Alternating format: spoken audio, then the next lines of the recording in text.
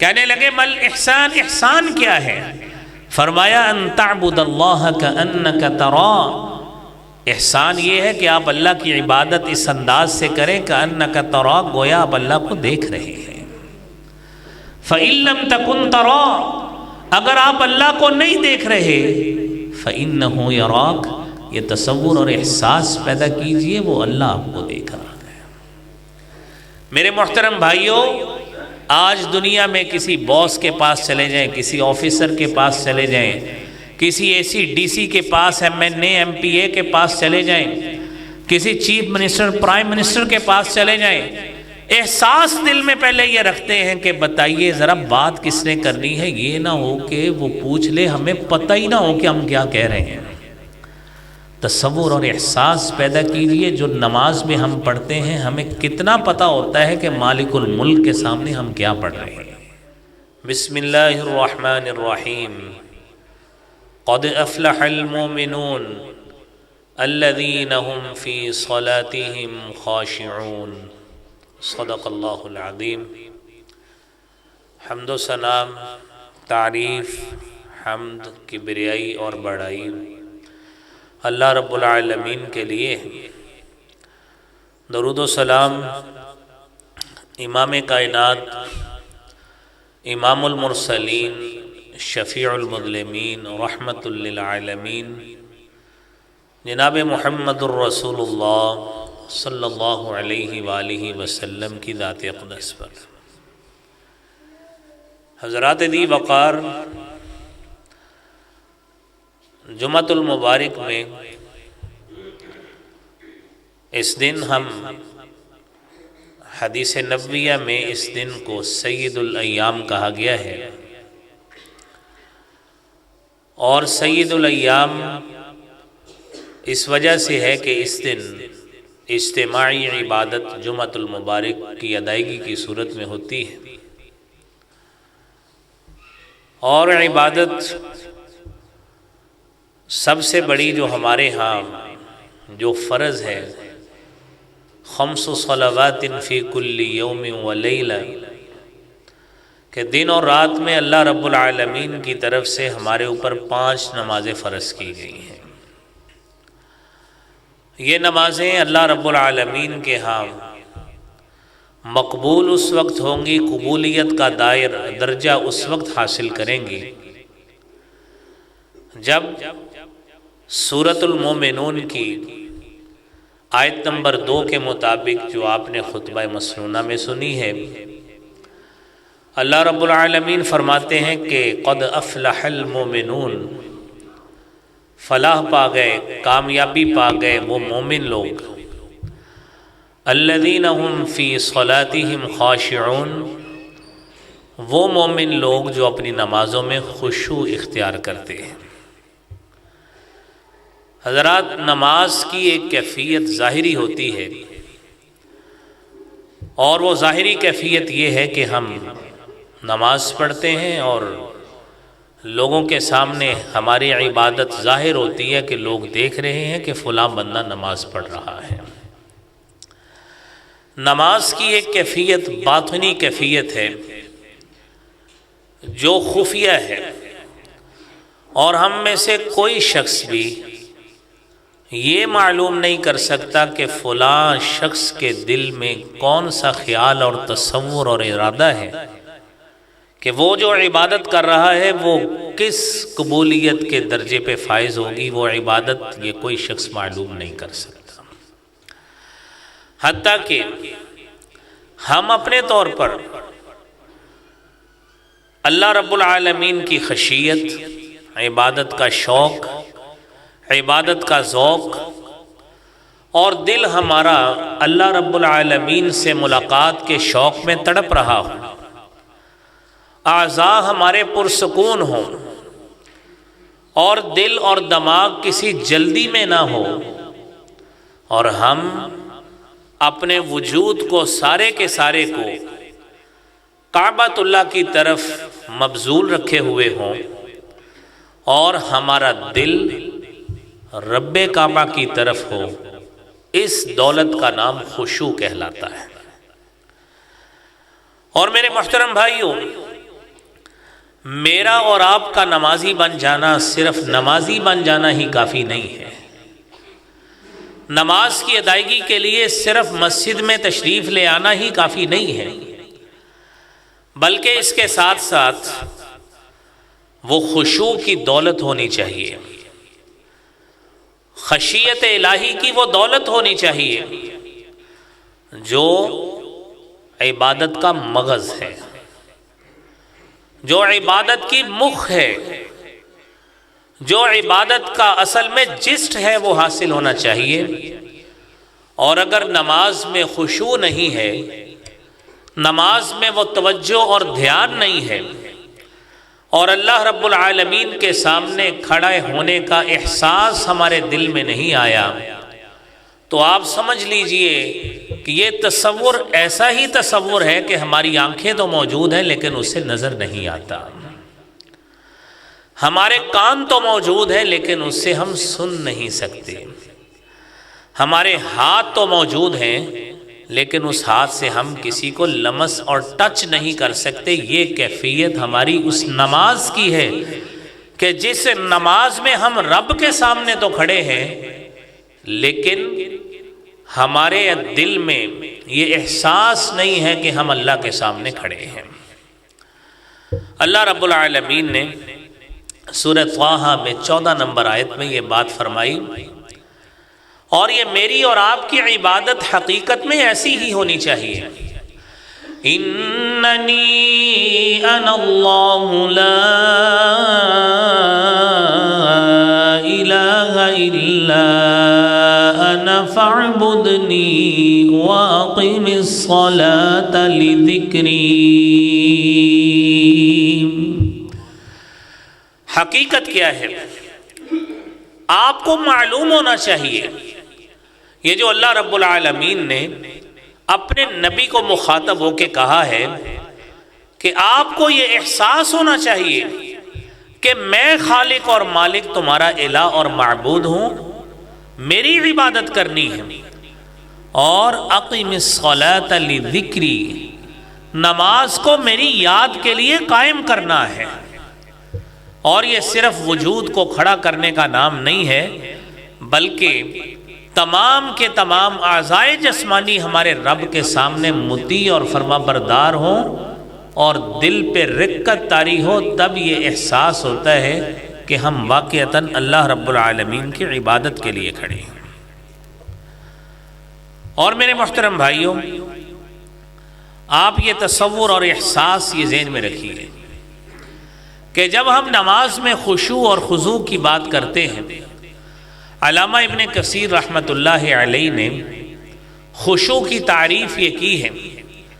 کہ نماز کا خشوع ہوتا کیا ہے، اس کی حقیقت کیا ہے، اور اس کے معنی پہ غور کیجئے اور تصور کیجئے کہ ہم نماز میں رب کے سامنے کھڑے ہوتے ہیں اور اس کھڑا ہونے کا احساس ہمارے دل میں آیا اس انداز سے پیدا ہوتا ہے کہ نہیں ہوتا۔ وہ خشوع کیا ہے؟ السکون والطمأنینہ والتؤدۃ والوقار والتواضع والحامل علیہ الخوف من اللہ تعالی والمراقبۃ کما فی الحدیث۔ خشوع اس دولت کا نام ہے کہ بندہ سکون، اطمینان، نرمی اور وقار کے ساتھ اللہ رب العالمین کے ساتھ اس کے سامنے کھڑا ہو، اللہ کے سامنے، اور یہ دولت لے کے آئے جو اللہ کے خوف کی دولت ہے، خشیت کی دولت ہے، اور یہ اللہ کا خوف یہ اس کو جو عبادت کی طرف راغب کرتا ہے اور ساتھ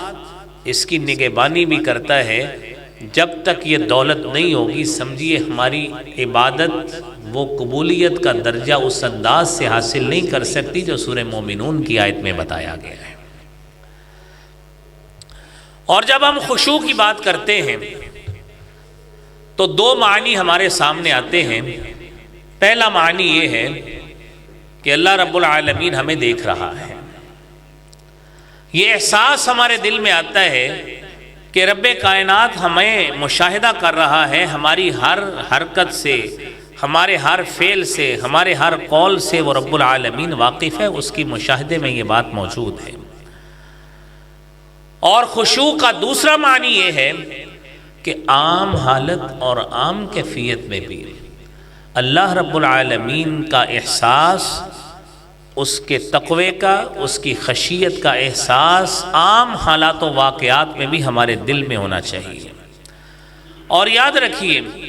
یہ احساس ہونا چاہیے کہ صرف نماز میں ہی نہیں، میرا مالک عام حالات میں بھی ہمارا اسی طرح ہی رب ہے جس طرح نماز میں ہمارا رب ہوتا ہے۔ اور یہی بات ہے جو سورہ بقرہ میں آیت نمبر 238 میں اللہ رب العالمین نے فرمائی ہے، حافظوا علی الصلوات والصلاة الوسطى وقوموا للہ قانتین۔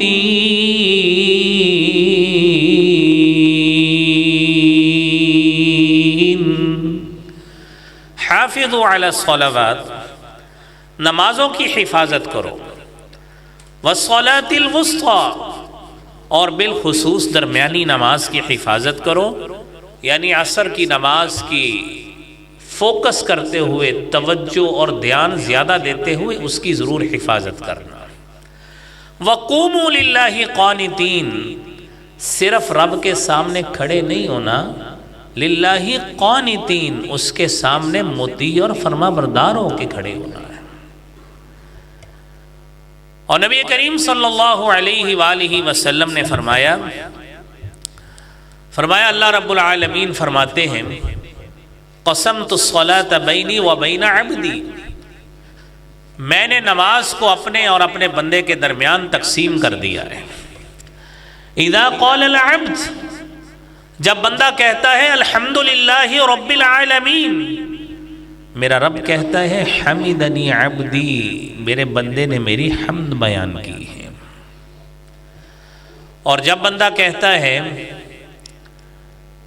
الرحمن الرحیم، تو اللہ رب العالمین اس کا جواب دیتے ہیں اثنا علی عبدی، میرے بندے نے میری ثنا بیان کی ہے۔ وَإِذَا قَالَ الْعَبْدُ، اور جب بندہ کہتا ہے مالک یوم الدین، تو اللہ رب العالمین اس کا جواب دیتے ہیں مجدنی عبدی، میرے بندے نے میری بزرگی بیان کی ہے۔ وَإِذَا قَالَ الْعَبْدُ، اور جب بندہ یہ کہتا ہے إِيَّاكَ نَعْبُدُ وَإِيَّاكَ نَسْتَعِينُ، تو میرا مالک کہتا ہے هَذَا مَا بَيْنِي وَبَيْنَ عَبْدِي،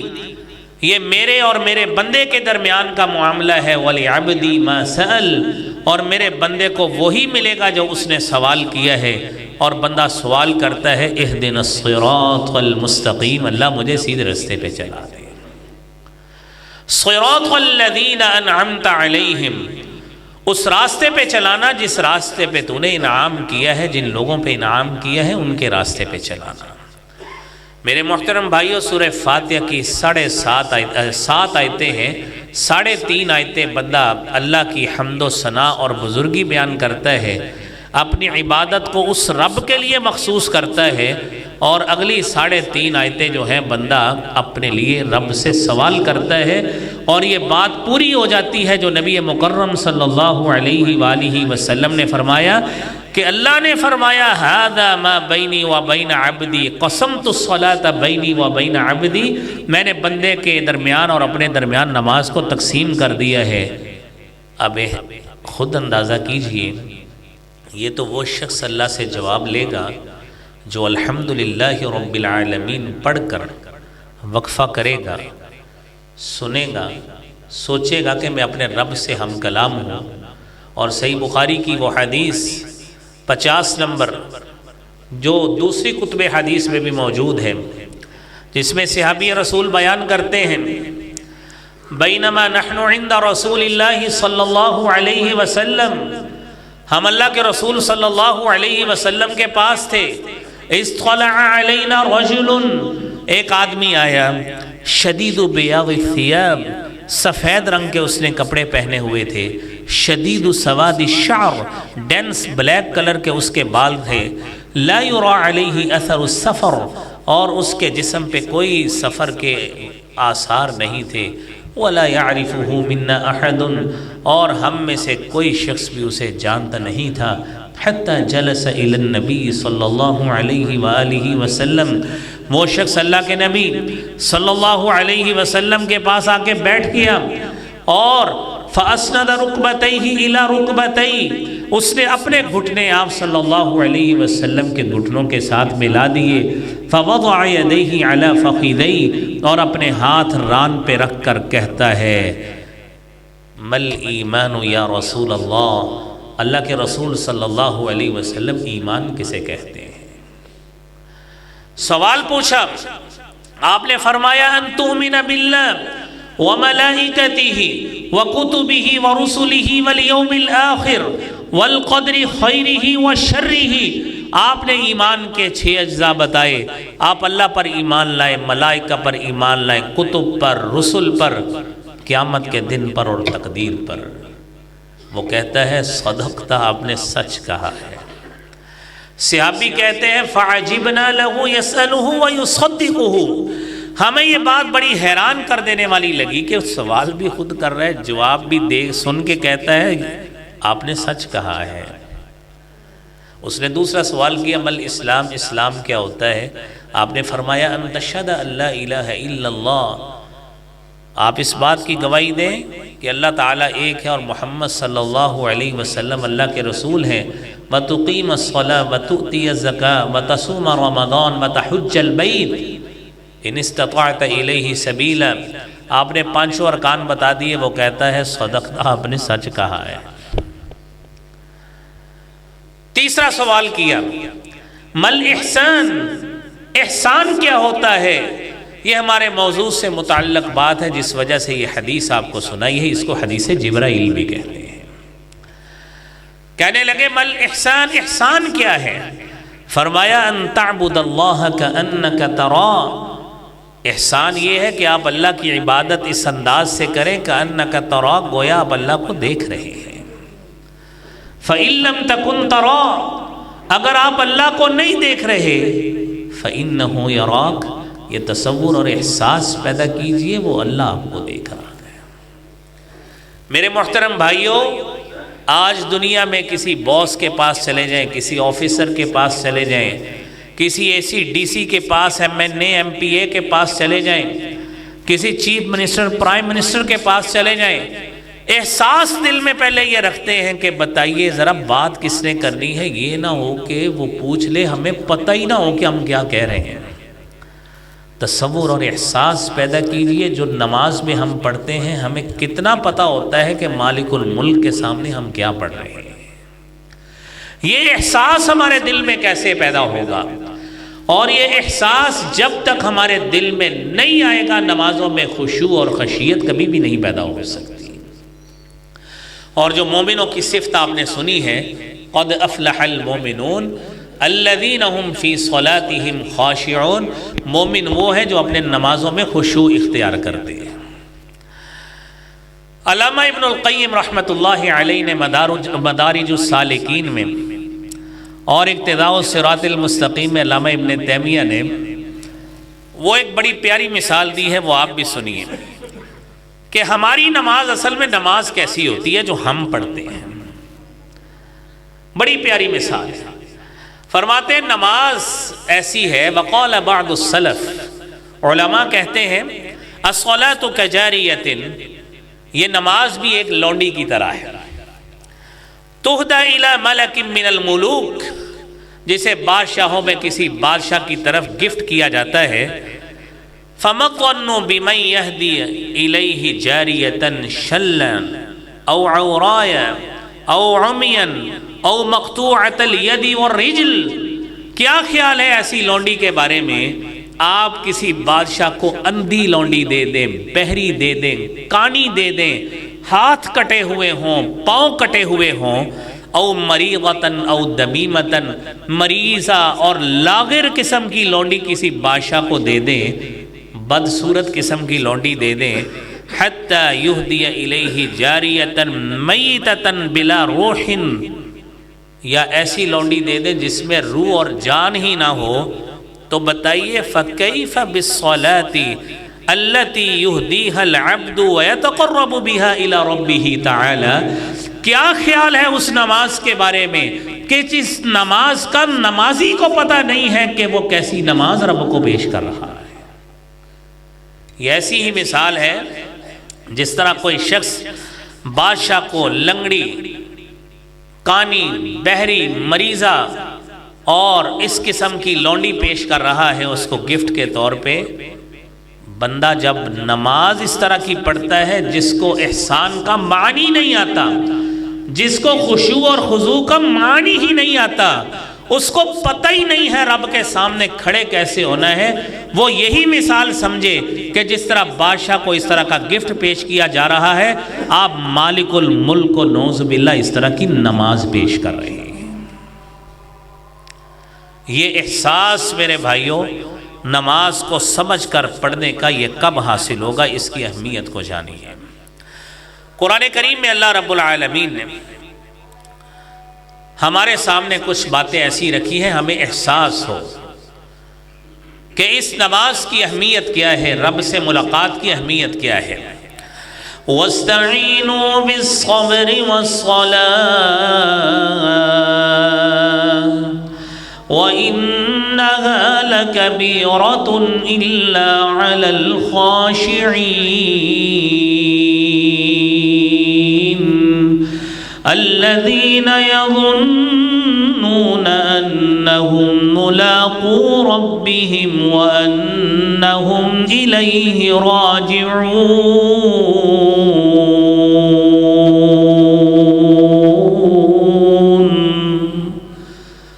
مدد طلب کرو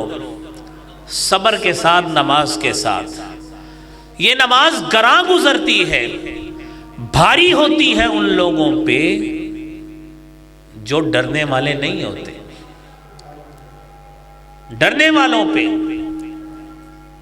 اب دیکھیے جو اللہ سے نہیں ڈرتا اس کے لیے یہ بوجھ ہی ہے، 10 منٹ کھڑے ہونا بھی اللہ کے سامنے بوجھ ہے۔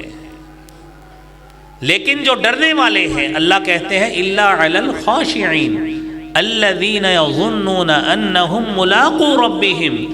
جنہیں یہ گمان ہوتا ہے کہ وہ رب سے ملنے والے ہیں، انہم الیہ راجعون، اس رب کی طرف ہی لوٹ کے جانا ہے، ان کے اوپر بھاری نہیں ہوتی۔ اور میرے بھائیوں رسالت مآب صلی اللہ علیہ وآلہ وسلم اللہ رب العالمین کے سامنے کھڑے ہوتے تو آپ کا خشوع اور خضوع کیسا ہوتا۔ صحابی بیان کرتے ہیں، سنن ابی داود کی 904 نمبر حدیث ہے، رأیت رسول اللہ صلی اللہ علیہ وآلہ وسلم یصلی وفی صدرہ عزیز کا عزیز الرحا من البکاء، آپ علیہ السلام کے سینے سے ایسی آوازیں آیا کرتی تھی جس طرح چکی کے پاٹ چل رہے ہوں، اس طرح کی آوازیں آیا کرتی تھی۔ اور دوسری حدیث میرے بھائیوں عبداللہ بن سخیر بیان کرتے ہیں، اتیت النبی صلی اللہ علیہ وآلہ وسلم، میں نبی کریم صلی اللہ علیہ وآلہ وسلم کے پاس آیا، وہو یصلی، آپ نماز پڑھ رہے تھے، ولی جوفہ عزیز کا عزیز المرجل، سنن نسائی کی 1214 نمبر حدیث ہے، آپ کے سینے سے پیٹ سے اس طرح کی آوازیں آ رہی تھی جس طرح ہنڈیاں ابل رہی ہوتی۔ یہ خشیت کا، خوف کا علم تھا۔ اور امام بخاری رحمت اللہ علیہ ان کے حوالے سے تاریخ بغداد میں واقعہ موجود ہے کہ امام بخاری رحمت اللہ علیہ ایک مرتبہ ایک باغ میں تھے، ظہر کا وقت ہوا، سنتیں شروع کر دی، سنتیں شروع کرتے وقت احساس ہوا پڑھ رہے ہیں سنتے شاید کوئی چیز قمیص میں آ گئی ہے، نماز کے بعد قمیص اتاری ہے، ساتھیوں کو کہتے ہیں مجھے کچھ محسوس ہو رہا ہے، اندر بھیڑ داخل ہو گئی تھی، 16-17 جگہ پر ڈنگ مار کر جسم اس نے متورم کر دیا تھا، لیکن امام بخاری رحمت اللہ علیہ نے نماز ترک نہیں کی۔ یہ خشوع کا احساس اس طرح ہوتا ہے۔ اور امام سعید بن جبیر رحمت اللہ علیہ تابعی ہیں، کہتے ہیں 40 سال تک میں نے نماز پڑھی، واللہ اللہ کی قسم مجھے آج تک یہ احساس نہیں ہوا میرے دائیں اور بائیں کون کھڑا ہے، یہ بھی احساس نہیں آج تک ہوا۔ 40 سال نماز پڑھ لی، یہ احساس نہیں ہوا دائیں اور بائیں کون کھڑا ہے۔ اور البدایہ والنہایہ میں علامہ ابن کثیر رحمۃ اللہ علیہ نے صحابی رسول حضرت زبیر بن عوام رضی اللہ تعالی عنہ کے بیٹے عروہ بن زبیر کا واقعہ لکھا ہے۔ عروہ بن زبیر کا واقعہ لکھا ہے، کہتے ہیں موذی مرض لاحق ہو گئی، موذی مرض، ڈاکٹروں نے کہا ٹانگ کٹے گی، آپ کو ہم ایسی دوائی دیں گے جس سے آپ کا جسم ہماری زبان میں سن ہو جائے گا، آپ کو احساس نہیں ہوگا۔ کہنے لگے مجھے 2 رکعت نماز پڑھ لینے دے، آپ اسی دوران اپنا کام کر لینا۔ عروہ بن زبیر نے 2 رکعت نماز نیت لی، شروع کر لی، دوران نماز انہوں نے اپنا کام کر لیا، انہیں دوران نماز اس بات کا بھی احساس نہیں ہوا میں نے جسم میں کیا رد و بدل کر دیا۔ یہ نمازیں خشوع والی نمازیں اس طرح کی ہوا کرتی ہیں۔ اور پھر میرے بھائیوں، سیدنا ابو بکر صدیق رضی اللہ تعالی عنہ باہر نکلتے، لوگوں کے سامنے قرآن پڑھتے، کیفیت یہ ہوتی تھی کان رجلا بکاء لا یملک عینیہ اذ قرأ القرآن، اپنے آپ پہ قابو نہیں ہوتا تھا، روتے روتے روتے روتے داڑھی بھیگ جاتی تھی جب قرآن پڑھتے تھے، رب کا خوف اور اس کی خشیت اتنی ان کے اوپر طاری ہو جایا کرتی تھی۔ حضرات ذی وقار سیدنا علی رضی اللہ تعالی عنہ نماز پڑھتے ہیں اور نماز کے لیے تیاری کرنے لگتے ہیں، کہتے ہیں ٹانگوں پہ وزن نہیں پڑ رہا، ٹانگیں بوجھ برداشت نہیں کر رہی، کیوں؟ خوف اور ڈر کا احساس اتنا ہے، جس مالک الملک کے سامنے جا کے کھڑے ہونا ہے، نیکیاں کتنی ہیں ہمارے پاس جس مالک کے پاس لے کے جا رہے ہیں۔ یہ ان صحابہ کرام کا احساس ہے جنہیں رسول اللہ صلی اللہ علیہ وآلہ وسلم نے جنت کی بشارت اپنی زبان اقدس سے کئی مرتبہ ارشاد فرما دی تھی۔ میرے محترم بھائیوں، آپ تصور کیجئے کہ ہماری نماز کیسی ہے، اور ہم یہ سوچ کے آتے ہیں کہ 27 نمازوں کا ثواب تو پکا ہے، آگے جتنا مل جائے وہ رب کا فضل ہے۔ سیدنا عمار بن یاسر رضی اللہ تعالی عنہ بیان کرتے ہیں، نمازوں کا خشوع کے حساب سے سنن نبی داود کی 796 نمبر حدیث ہے، کہتے ہیں نبی کریم صلی اللہ علیہ وآلہ وسلم نے فرمایا ان الرجل لا ينصرف وما كتب له الا 10 صلواته، جب بھی بندہ نماز پڑھتا ہے، نماز سے پھرتا ہے، اس کے لیے 10 گنا ثواب لکھا جاتا ہے، لیکن نہیں، تصور کیجئے اس کا ثواب کیسے لکھا جاتا ہے، تسعھا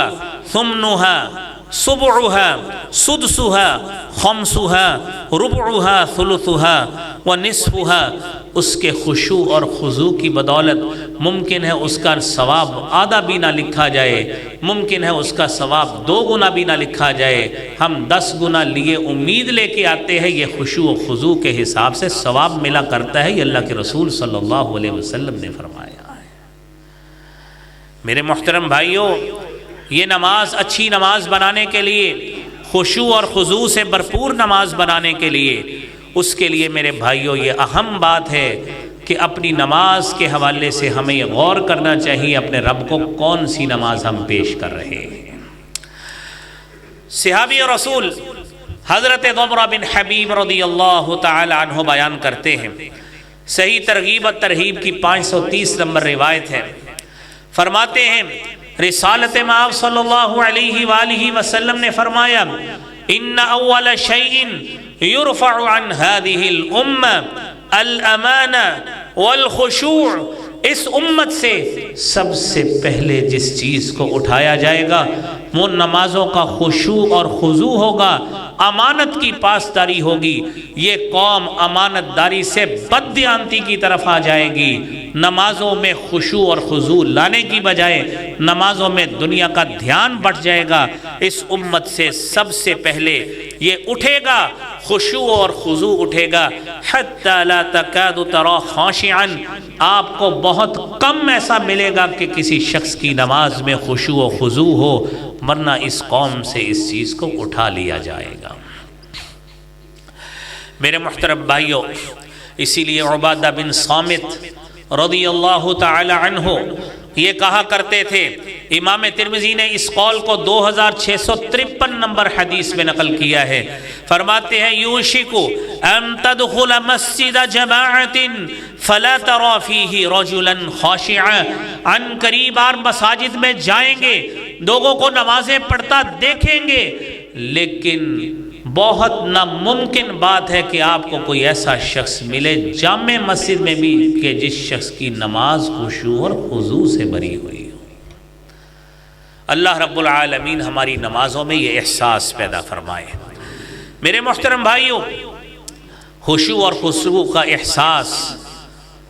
یہ تو مومنوں میں تو ہوتا ہے، بدقسمتی یہ ہے یہ احساس منافقین میں تھا، جو بدقسمتی سے مسلمانوں نے آہستہ آہستہ اس کو جپھی ڈال لی ہے۔ قرآن کہتا ہے ان المنافقین یخادعون اللہ وهو خادعهم وَإِذَا قَامُوا إِلَى الصَّلَاةِ قَامُوا كُسَالَى يُرَاءُونَ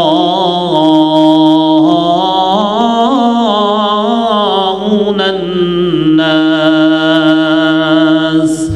وَلَا يَذْكُرُونَ اللَّهَ إِلَّا قَلِيلًا۔